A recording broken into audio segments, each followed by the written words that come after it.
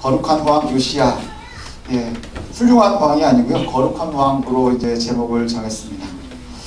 예, 우리가 하나님의 계획에 따라서요, 예수 그리스도를 통해서 구원의 역사로 말미암아 또 구원받고 선택받은 백성으로 이 땅을 하나님의 나라 백성으로 또 하나님의 영원한 나라를 소망하면서 살아가고 있습니다.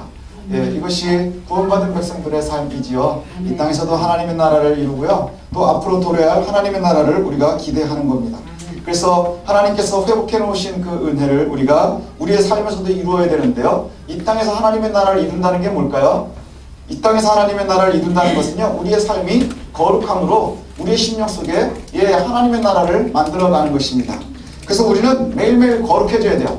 예수 그리스도를 따라서요, 매일매일 거룩해져야 합니다. 그래서 거룩이 굉장히 중요한데요, 거룩하다는 것이 우리가 생각하기에 좀 오해가 되는 부분들이 있습니다. 거룩하다는 것은요, 옷 맵시에서 나오지도 않고요, 스타일에서 나오지도 않고요, 목소리에서 나오지도 않고요, 거만해 보일 정도의 품위에서도 나오지 않습니다.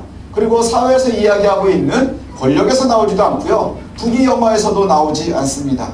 성경에서 이야기하고 있는 우리에게 요구하는 거룩함이라는 것, 거룩이라는 단어는요, 구별을 이야기하는 거예요. 구별.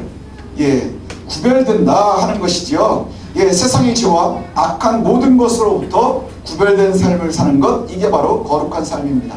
목소리가 굵은 게 아니라 큰 성경책을 가슴에 높이 들고 다니는 것이 아니라 우리가 세상을 살면서 구별된 삶을 사는 것, 이것이 바로 거룩입니다. 그래서 때로는 이 거룩을 오해하기도 하지요. 뭐냐? 중세에는 그래서 구별된다 하는 삶을 갖다가 살기 위해서 산으로 다 들어갔어요. 그래서 수도원으로 들어가고요, 따로 구별된 삶을 그렇게 생각을 하는 시대가 있었습니다. 그런데요, 세상의 죄와 악한 것으로부터 구별된 삶을 사는 것을 얘기하는 거예요. 세상의 죄와 악한 삶으로부터 구별되는 것, 그리고 우리가 구원받았다는 하나님의 사람이라고 하는 그 증거가 뭐냐? 그 악으로부터 떠나는 거예요. 옳지 못한 것으로부터 떠나는 것이지요. 그래서 아무리 교회에서의 높은 직책을 가지고 있어도요, 그리고 아무리 화려하고 위대한 모습의 목회를 하고 있는 목회자라 할지라도요, 우리가 악을 버리지 못하면 거룩하지 않은 거예요. 하나님을 따라가지 못하고 있다는 것이지요. 우리가 오해하지 않았으면 좋겠습니다. 성화되어 간다는 게 뭘까요? 성화되어 간다는 것, 거룩해져 간다는 거예요. 거룩해져 가는 것. 어제보다 오늘이 우리가 더 거룩해져야 되고요, 그 다음에 오늘보다 내일이 더 거룩해져 가야 되는 거예요. 그것은 산속에서 이루는 것이 아니라 여러분의 삶의 터전에서 이루셔야 되는 거예요. 여러분의 삶의 터전에서, 학교에서, 직장에서, 사업장에서, 거기에서 우리가 악과 구별되어야 하고요, 그 다음에 옳지 못한 것과 구별되어야 되고요, 그리고 하나님 싫어하시는 것과 구별되어야 합니다. 세상을 등지고 우리가 홀로 사는 것이 아니라 오히려 세상 속에서 구별되어져 가는 것, 이게 바로 거룩함이라는 것이지요. 그래서 힘들지요. 점점 더 죄의 속성에서 멀어져 가는 것, 그리고 점점 더 악으로부터 떨어져 나가는 것, 그리고 그리스도의 성품을 닮아가는 것, 이것을 갖다가 거룩이라고 얘기를 합니다. 거룩하다. 오늘 우리가 요시야 왕의 이제 마지막을 살펴볼 텐데요, 요시야를 제가 거룩한 왕이다 이렇게 잡았습니다. 위대하다, 훌륭하다 이렇게 표현할 수도 있을 텐데 왜 거룩하다 했느냐? 거룩하다, 거룩한 왕 요시야 이러니까 좀 이상하죠. 성직자도 아니고 이런데, 성직자의 직책이 거룩하게 하지 않기 때문인 거예요. 제가 목사 타이틀을 갖고 있기 때문에 거룩할까요? 그렇지 않아요. 제가 죄와 악으로부터 구별되지 않으면 목사의 타이틀이 다 무용지물인 거예요. 목사가 뭐가 목사일까요? 목사가 뭐가 목사예요? 그냥 목사 노릇하라고 하나님 시켜주신 게 목사인 거예요. 설교하고요, 기도하고요, 말씀 전하는 것, 이거 하는 사람이 목사인 거예요. 그 목사라는 직책이 거룩함을 인정해 주느냐, 그것을 보증해 주느냐, 보장해 주느냐? 그렇지 않아요.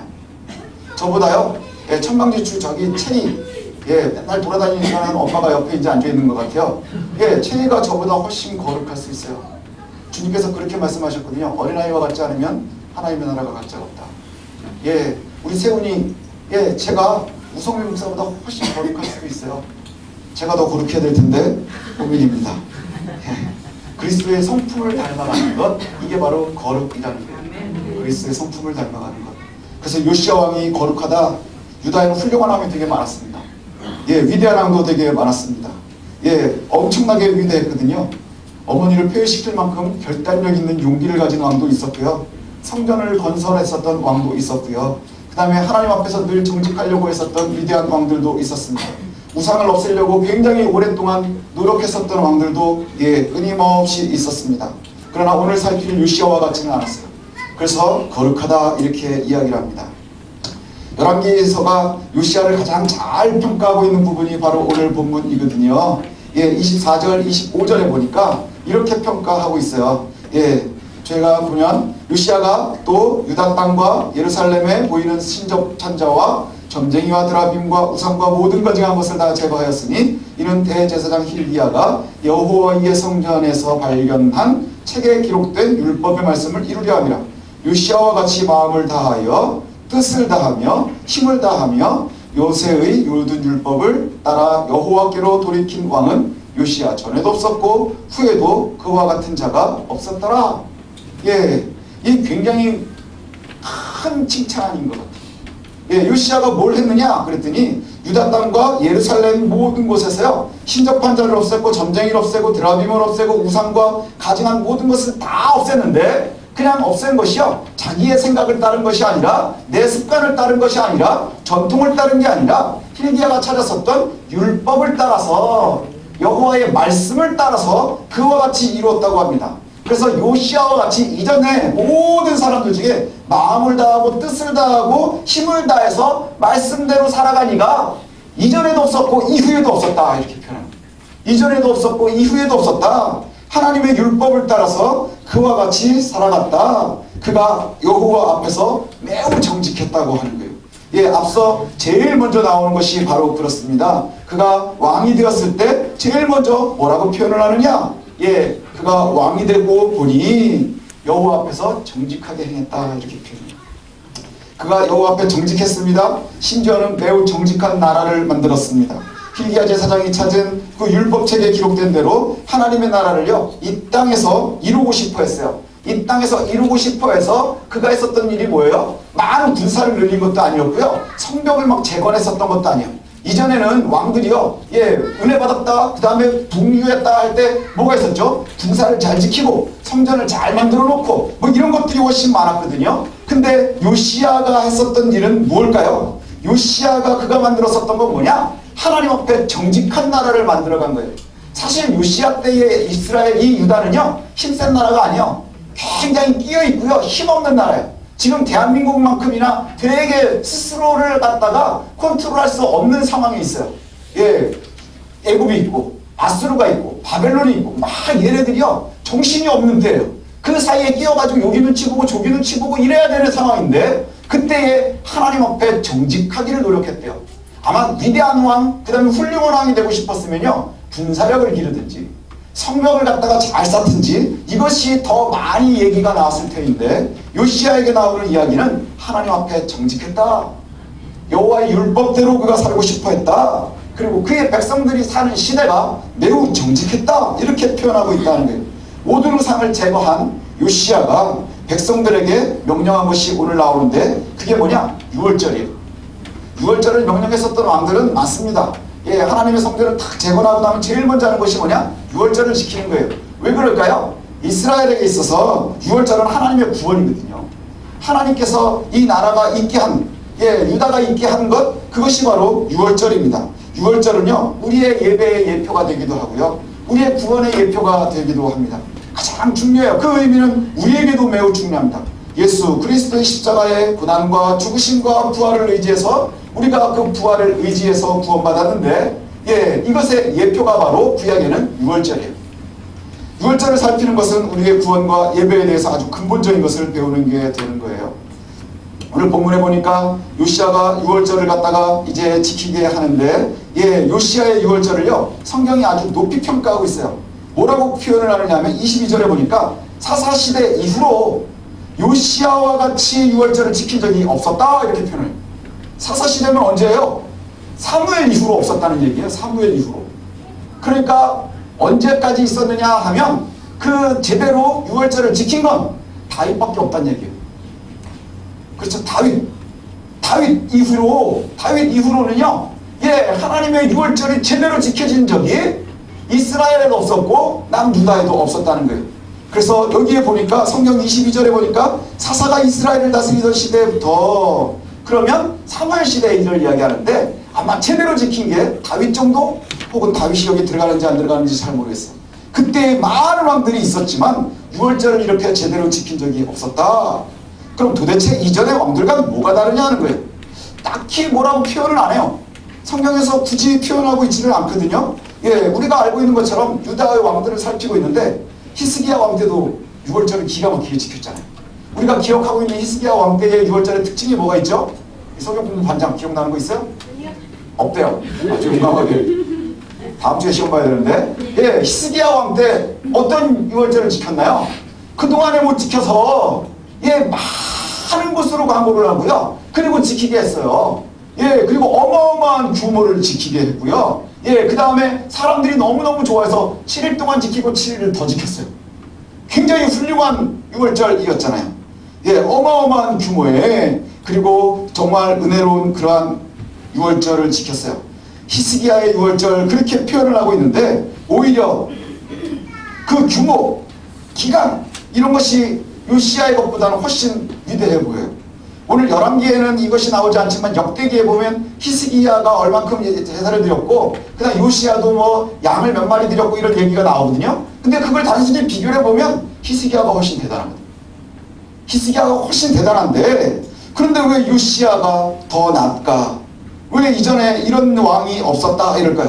히스기야는 멀지도 않아요. 할아버지의 아버지 그 누구죠? 증조예요? 고조예요? 증조 할아버지예요? 고조 할아버지예요? 예, 엄마와 아들이 갈렸어요. 증조와 고조가. 할아버지의 아버지 히스기야 멀지 않아요. 근데도 성경에서 뭐라고 얘기해요? 그 이전에도 이후에도 이렇게 한 사람이 없었다 이렇게 표현해요. 그 얘기는 뭘까? 뭔가 다른 얘기가 있는 거예요. 그 차이가 뭘까? 왜 이렇게 훌륭한 사람들이 많았고 규모도 좋았고 멋있었는데 그러지 않았을까? 여호와의 유월절을 지키라 이렇게 표현을 해요. 여호와의 유월절을 지키라. 왕이 명령을 해서 유월절을 지키거든요. 히스기야 때도 그랬습니다. 여기 보니까 성경에 보니까 왕이 뭇 백성에게 명령했어요. 이르되 이 언약책에 기록된 대로 너희 위에 하나님 여호와를 위하여 유월절을 지키라. 자, 누구를 위하여 지키는 거예요? 여호와를 위하여 지키래요. 잔치는 벌리고 있는데요. 그 잔치의 주인공이 누구냐 하면 여호와의 잔치인 거예요. 예, 여호와의 잔치인 거예요. 유월절의 주인이 누구예요? 여호와예요. 유월절의 주인공이요 여호와예요. 예, 그렇습니다. 유월절은 제정하시고 명령하시고 경배의 대상도 역시 여호와 하나님이시라는 거예요. 우리가 잊고 있었죠. 유월절은 사람들을 위한 건 줄 알았어요. 유월절은 사람들을 위한 건 줄 알았어요. 이 예배도 사람들을 위한 건 줄 알았어요. 우리 예배가 우리를 위한 게 아니더라는 거예요. 주의 날은 우리를 위해서 하나님께서 제정해 주셨어요. 구원받은 백성들의 표정으로. 그런데 예배는 하나님께 드리는 거였어요. 우리의 것이 아니라 하나님께 드리는 것이었어요. 그 주인공이요 하나님의 것이라는 거예요. 그러니까 우리가 주인이 아니라 하나님이 이 잔치의 주인인 거예요.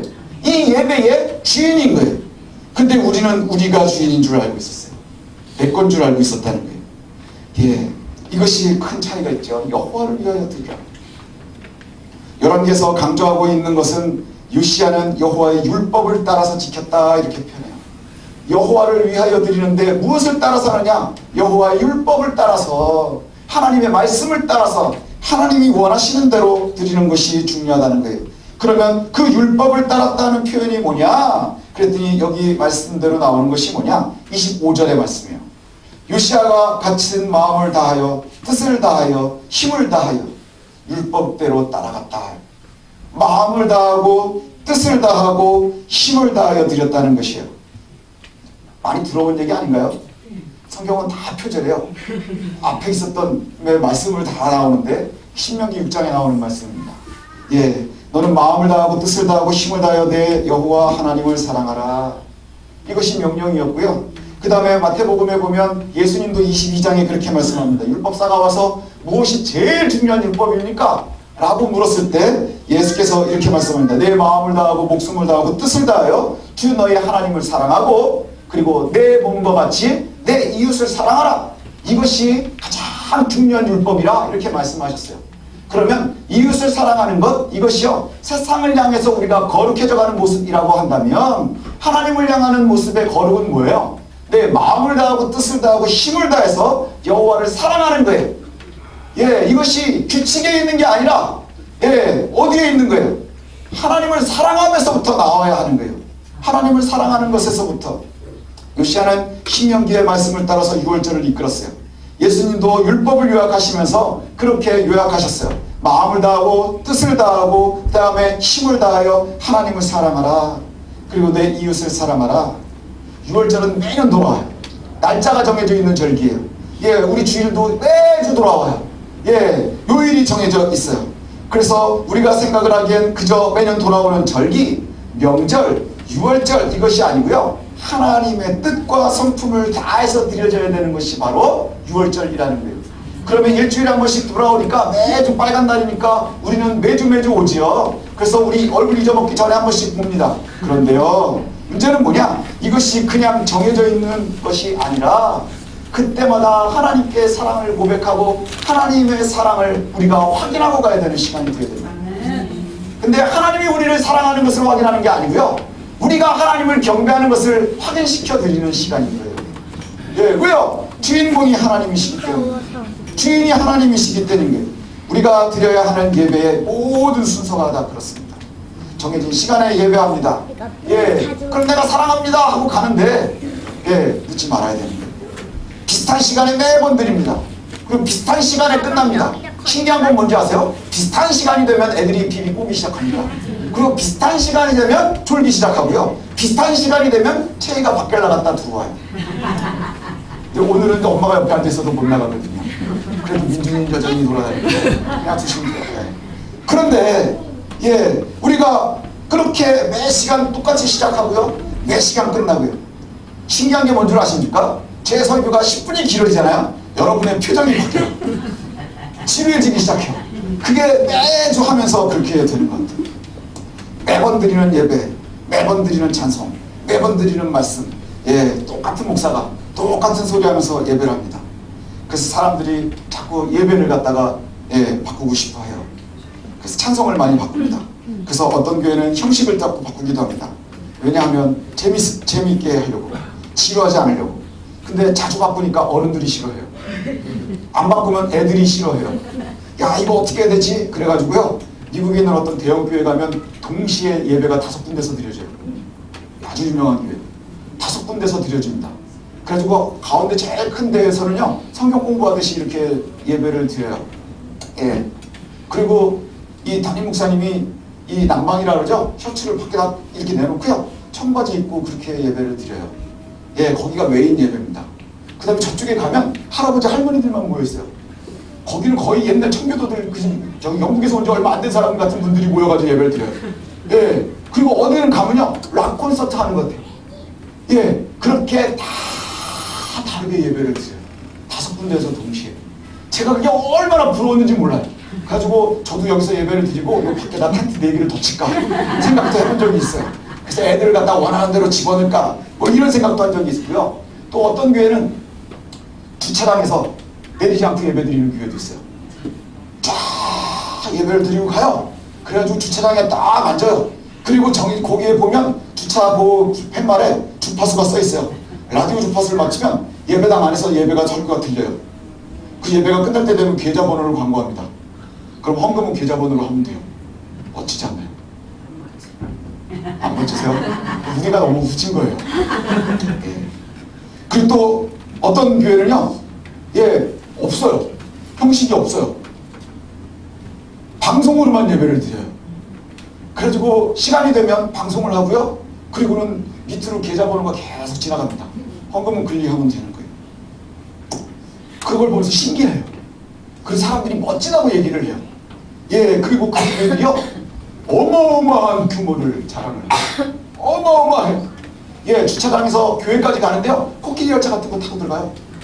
기가 막히거든요. 근데 힘이 점점 빠지는 것 같아요. 그 교회들이 힘이 빠지고요. 제가 오늘 말씀드린 교회 중에 하나는 부도도 나고 그래요. 왜 그럴까? 한번 여러분 고민해 보세요. 도대체 왜 그럴까? 교회에서 세대별로 예배하고 성향에 따라 예배하고 문화를 바꾸고 취향을 따르고 스타일들을 다 바꾸고 그것에 되게 예민해서 예배를 드릴 때마다 사람들이 너무너무 부러워하고요. 저도 가서 부러워했었고요. 그 다음에 그 교회들 가면요. 목사님 패키지라는 게 있어요. 목회자들 패키지. 하도 와가지고 견학을 많이 하니까 목사라고 얘기하면 그냥 이렇게 패키지를 하나 줘요. 설명을 할 필요도 없어요. 거기에 보면 CV로 다 돼 있고 뭐 시스템하고 이런 게 다 돼 있어요. 예, 저도 그거 받아봤었어요. 그런데 보니까 화려하고 웅장하고 세련되고 멋있는 예배 공연이 끝나고 그것 때문에 은혜로웠다고 얘기하지만 얼마 전에 보면 그 교회에서도 사고가 나더라고요. 문제들이 생기고요.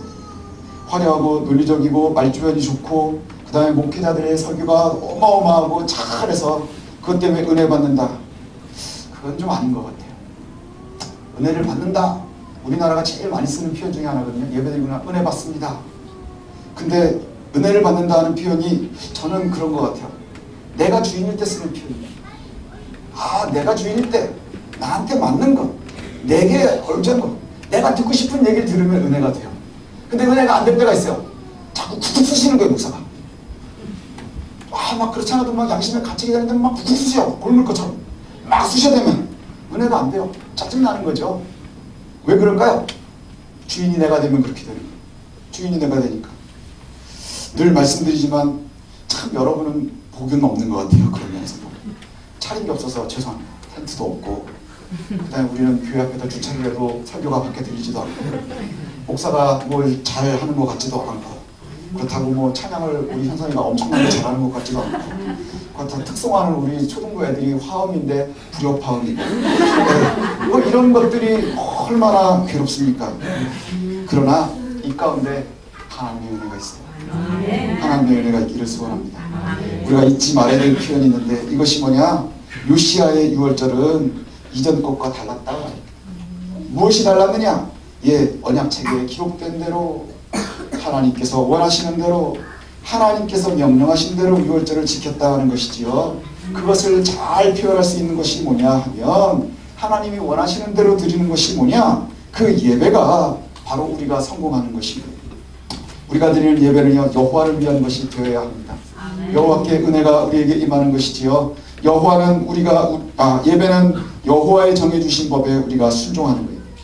예, 우리가 왜 매주 이렇게 와야 되나요? 쉬는 날 아침에 일어나지도 못하는데 막 힘든데 어쩔 땐 주섬주섬 막 하고 막 급하고 막 이렇게 오죠. 저도 목사지만 주일날 아침 되게 바빠요. 예, 막 씻고 이러고 나오려면 막 바빠요. 넥타이는 또 왜 안 매지는지. 그래서 저는 그냥 찍 올리는 걸 합니다. 네, 이거 서너 번씩 하면 막 늦을 수도 있을 것 같고 막 이래요. 왜 이렇게 주일날 아침 바빠야 되나요? 주님 그렇게 명령하셨으니까 하는 거예요.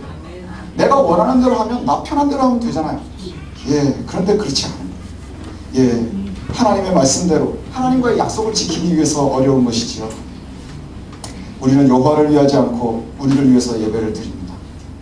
또 때로는 우리 교회도 그런 것 같아요. 자녀들을 위해서 예배드리고 싶어 합니다. 또 목회자들도 어떻게 하면 회중들이 좋아하는 예배를 만들 수 있을까? 이것을 굉장히 오랫동안 고민했던 것 같아요. 제가 전도사 시절 때 굉장히 많이 고민했었던 것이 바로 그겁니다. 저를 괴롭게 했었던 것, 그리고 막 생각나게 했었던 것이 뭐냐면 어떤 목사님, 여러분들도 많이 들어보셨을 거예요. 예, 목사님이 설교하고 계셨는데 한 분이 계속 졸고 있었대요. 그러니까 권사님 그 옆에 주무시는 집사님 좀 깨워주세요. 그랬더니 집사님이 그랬다는 거 아닙니까? 재운 사람이 깨우지. 그 말이 저한테 너무 재운 사람이 깨우지 그랬다는 거예요. 예, 누가 재웠다는 거예요? 제가 재운 거예요. 예, 그 말을 들으면서 정말 그게 저한테는 막 굉장히 크게 왔어요. 아, 그렇구나. 그럼 어떻게 하면 그럴 수 있을까? 어떻게 하는 게 잘하는 걸까? 막 이런 것을 고민했어요. 그런데요, 그게 아니더라고요. 그게 아니에요. 왜냐하면 개그 콘서트를 보면서도 졸아요. 예, 피곤하고 관심이 없으면 그러면서 졸아요. 그렇지 않나요? 막 되게 재밌는 드라마를 보다가도 졸아요. 예, 그런데 어쩔 때는요, 너무 피곤한데도 예, 새벽에 하는 유럽 축구를 봐요. 그러면서 밤을 새면서도 즐거워합니다. 왜 그럴까요? 우리가 맞춰야 하는 거예요. 예, 제가 알았어요. 제가 재운 게 아니더라고요. 무엇이 필요하냐? 우리가 하나님께 예배하는 것. 이 예배가 여호와 것인 것을 준비하는 것. 그러려면 우리가 처음부터 중요하게 준비해야 되겠죠. 그래서 주말에는 너무 피곤하면 안 되는 거예요. 불금은 달려도 되지만 불토는 달리면 안 돼요. 왜일까요? 주일을 준비해야 하기 때문에. 참 유대인들이 대단한 게요. 6월절은 금요일 저녁부터 시작된다고 그러죠. 왜 그럴까요? 잘 지켜야 하기 때문에. 그래서 나오는 것이 마음과 뜻과 힘을 다해서 6월절을 지키는 거예요. 우리도 예배를 그와 같이 해야 돼요. 하나님을 섬기는 것도 역시 마찬가지입니다. 마음을 다하고 뜻을 다하고 힘을 다하는 거예요. 마음은요, 레바브라고 하는 단어래요. 속사람, 의지, 영혼 뭐 이런 의미를 가지고 있는데요. 히브리 사람들은요, 가장 속에 있는, 사람의 가장 속에 있는 기관이 마음이라고 생각을 해요. 그 뭘까요? 중심에 있는, 가장 속사람이 가지고 있는 기관이 뭐냐? 마음이래요. 그 마음을 다해야 되고, 뜻을 다한다는 것은 뭐냐? 호흡을 얘기해요. 호흡. 성품을 다하는. 그래서 뇌피시, 호흡, 영혼, 살아있음, 생명, 이 뜻을 가지고 있거든요. 그러면 내 가장 깊숙한 곳에 있는 내가 생명으로, 살아있는 호흡으로, 그 다음에 힘을 다한다. 이건 최선을 다하는 거예요. 열렬함으로 최선을 다한다고 하는 거예요. 그래서 예배는요, 매주 지나가는 그냥 행사가 아닌 거예요. 예배는요, 그냥 드려도 되고 지나가도 되는 것이 아닌 거예요. 예배는요, 하나님께서 우리에게 명령하신 것이고요. 그리고 그것에 대한 우리들은요, 마음을 다하고 뜻을 다하고 힘을 다해야 되는 거예요. 우리의 마음 가장 깊숙한 곳에 우리의 생명 주신 이를 위해서 최선을 다해야 되는 것이 바로 예배예요. 그래서 예배를 성공해야 우리가 인생을 성공할 수 있는 겁니다. 우리가 예배가 성공하지 못하면 우리가 뭐가 다른가요? 믿지 않는 사람과 하나님을 아는 사람과 하나님을 알지 못하는 사람의 가장 큰 차이가 뭔가요? 예배를 드리느냐 안 드리느냐인 거예요. 예배를 드리느냐 안 드리느냐. 그래서 내 마음 가장 깊숙한 곳에서 있는 속사람이 살아서 호흡하며 최선을 다해 드리는 것, 이것이 바로 예배예요. 이 6월절이 뭐라고 판단하고 있어요? 이전에도 이후에도 그런 예배를 드린 적이 없는 거예요. 요시야를 판단할 때 이전에도 이후에도 그와 같은 왕이 없었다, 이렇게 표현하고 있는 거예요. 이러기 위해서 제일 먼저 해야 되는 게 뭔 줄 아십니까? 단절이에요. 거룩은 구별이라 했죠? 그러면 구별하기 위해서 뭘 해야 되는 거예요? 단절해야 되는 거예요. 단절, 잘라내버리는 것. 우리가 마음과 뜻과 힘을 다하기 위해서 제일 먼저 해야 되는 것이 뭐냐? 회개한다는 거예요. 단절하는 것, 죄로부터 떨어져 나오는 것. 우리가 변신해야 되는 거예요. 우리가 바뀌어야 하는 거예요. 요시야가 제일 먼저 했었던 것이 뭔가요? 요시야가 가장 위대한 것이 뭐냐? 산당까지 다 없애버린 거예요. 그 이전의 왕들은요, 이것도 없애고 이것도 없애고 이것도 없애는데 다 없애지를 못했어요. 왜냐? 고려해야 될 게 많은 거예요. 인간관계도 고려해야 되고 정치적인 것도 고려해야 되고 사람들과의 관계도 고려해야 되고 막 고려해야 될 것이 많으니까 다 없애지만 요만큼씩 남겨놓는 거예요. 요만큼씩. 근데 제일 위험한 게 뭔지 아십니까? 그 요만큼이 위험한 거예요. 죄의 흔적이 요만큼이 남아있는 것, 내 옛사람의 죄악의 흔적이 요만큼이 남아있는 것. 근데 그것을 다 없앤 후에야 비로소 마음을 다하고 뜻을 다하고 힘을 다할 수 있는 거예요. 이것이 요시야가 우리에게 알려주고 있는 모습입니다. 그럼 요시야 잘 됐느냐? 여기 보니까 어떻게 죽었느냐? 전쟁 나가 죽었어요. 아까 국제정세가 되게 헷갈렸어요. 그래서 북이스라엘이 누구한테 망했죠? 아수르에게 망했죠. 근데 이 아수르가요, 그래가지고 이 가나안 지역하고 애굽에까지도 굉장히 힘이 셌었거든요. 근데 이 아시리아가 점점 힘이 약해졌어요. 약간 힘이 약해지니까 애굽이 아수르를 갖다가 이렇게 견제하고 싶어 한 거예요. 그 가운데 껴있는 게 누구예요? 지금 유다가 껴있는 거예요. 요시야가 껴있는 거예요. 그래서 가만히 고민을 해보니까, 아수르는 지금 힘이 약해져서 빠져나갔는데, 그 다음에 애굽이 이렇게 힘을 기르면 안 될 것 같은 거예요. 그래가지고 요시야는 애굽하고 싸웁니다. 이 가나안을 지키려고 애굽하고 싸우다가 전사한 거예요. 예수 잘 믿어도 죽네. 마음과 뜻과 힘을 다 했는데 힘은 예배드리는 데 쓰고 전쟁 나가서 죽었네. 이렇게 생각하지 않겠어요? 여기에 보니까 요시야가 아무리 최선을 다했지만 유다가 멸망하는 것을 막지를 못했어요. 그런데요, 그 요시야의 죽음에서 우리가 한 가지 볼 게 있어요. 왕은 왜 세우는 줄 아십니까? 하나님께서 기름을 부어 세우는 것이 세 가지가 있어요. 왕과 선지자와 제사장이에요. 제사장은 왜 세우나요? 제사를 증례하라고. 선지자는 말씀을 선포하라고, 하나님의 말씀을 선포하는 거예요. 왕은 전쟁하라고. 전쟁하라고 세운 거예요. 그게 바로 왕이에요. 오늘 요시야가 어떻게 죽었어요? 유다를 위해서 전쟁하다 죽은 거예요. 우리가 이걸 뭐라고 그러는 줄 아십니까? 그냥 일반적으로 보면 전사죠. 순교한 거예요. 하나님의 일을 하다가 죽어요. 가장 아름다운 모습이지요. 예, 사실 우리가 그렇게 해야 되지 않나요? 한번 죽는 것은 정해져 있는데 어떻게 죽을 것이냐는 거예요. 어떻게 세상을 마감할 것이냐. 이후에 유다가 망할 때까지 나머지 왕들은요 다 찌질합니다. 예, 한번 읽어보십시오. 다 찌질해요. 이리 끌려가고 저리 끌려가고 눈 뽑히고 쇠사슬 끌려가고 이러면서 끝나요. 그런데 마지막으로 왕이 왕답게 죽은 것이 바로 요시야. 예, 하나님의 일을 하다가 하나님의 전쟁을 하다가 그렇게 죽습니다. 안 죽는 것이 은혜가 아니라 멋지게 죽는 것 같아요. 우리가 안 죽을 수는 없잖아요. 하지만 하나님의 은혜 가운데 우리가 세상을 마감할 수 있었으면 좋겠습니다. 오늘 말씀은 간단하게 좀 요약을 했으면 좋겠어요. 예배에 성공했으면 좋겠습니다. 우리가 예배에 성공하는 사람들이 되었으면 좋겠어요. 예배에 성공하기 위해서는 어떻게 해야 되느냐? 우리가 먼저 죄에 대한 회개예요. 예, 단절하는 거예요. 그래야 거룩해질 수 있으니까. 거룩하게 예배해야 되니까 죄로부터 끊어집니다. 예배가 하나님의 것임을 잊지 말았으면 좋겠습니다. 지금부터 예배가 나를 위한 것이 아니라 하나님께 드려지는 것임을 놓치지 않았으면 좋겠어요. 그리고 예배를 드릴 때에는 마음을 다하고 뜻을 다하고 힘을 다해서 드리는 것, 이것을 놓치지 마십시오. 내 가장 깊숙한 기관에 있는 속사람이 생명을 걸고 그리고 모든 것을 최선을 다해서 우리가 드리는 거예요. 그럼 화려하지 않을지라도, 크지 않을지라도, 위대하지 않을지라도 하나님께서 받으시면 성공하는 거예요. 왜요? 하나님께 드리는 게 예배이기 때문이죠. 구경하는 게 예배가 아니라 드리는 게 예배이지요. 예, 그래서 하나님의 판단, 이것이 참으로 중요한 것 같아요. 예, 은혜 받았어요가 아니라 하나님의 은혜가 이곳에 넘치기를 소원합니다. 내가 막 뺏어가는 게 아니라 하나님께서 부어주시는 은혜가 우리에게 있었으면 좋겠습니다. 그래서 열왕기하 22장 2절에 보니까 그의 시작이 어떻게 되느냐? 22장 2절을 보면 요시야가 여호와 보시기에 정직히 행하여, 예, 우리가 따라가야 될 길이 바로 이것이지요. 요시야를 처음에 이야기하면서 뭐라고 시작을 하느냐? 요시야가 여호와 보시기에 정직히 행하여 그의 조상 다윗의 모든 길로 행하여 좌우로 치우치지 아니하였더라. 그가 하나님 보시기에 정직했습니다. 그리고 하나님의 말씀을 가지게 됐고요. 그 말씀을 듣자 그가 하나님의 말씀을 따라서 죄와 단절하기 시작했어요. 온전히 다 단절한 후에 그의 유월절은 온전히 하나님께 드릴 수 있었어요.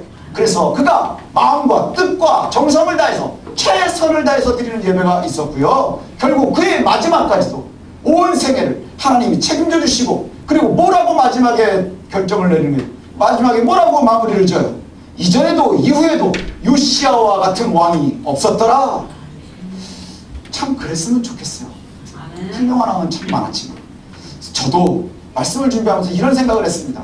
하나님 보시기에 야, 도봉동에 우성민 이전보다 이후에 이런 목사가 없었다, 이랬으면 좋겠어요. 여러분들도 그랬으면 좋겠습니다. 야, 여러분들 사는 동네에, 예, 쌍문동에, 수유동에, 예, 도봉동에, 야, 이전에도 이후에도 이런 애가 없었다 했으면 참 좋겠습니다. 근데 어떤 애가 되느냐? 마음과 뜻과 정성으로 하나님께 성공하는 애. 예, 이런 애가 없었다 할 때 웃기는 애, 재수없는 애, 못된 애는 많습니다. 그러나 하나님께서 기뻐하시는 애가 있었으면 좋겠습니다. 바로 저와 여러분이 그와 같았으면 좋겠습니다. 그래서 하나님 보시기에 정직히 행하는 자, 그리고 죄와 단절하며 세상에서 구별되는 자, 그래서 늘 예배 가운데 성공하는 자, 그래서 하나님 보실 때 이전에도 이후에도 너 같은 애가 없었다, 내가 참으로 복되다, 그 은혜가 저와 여러분들의 삶 가운데 가득하시길 소원합니다. 기도하겠습니다.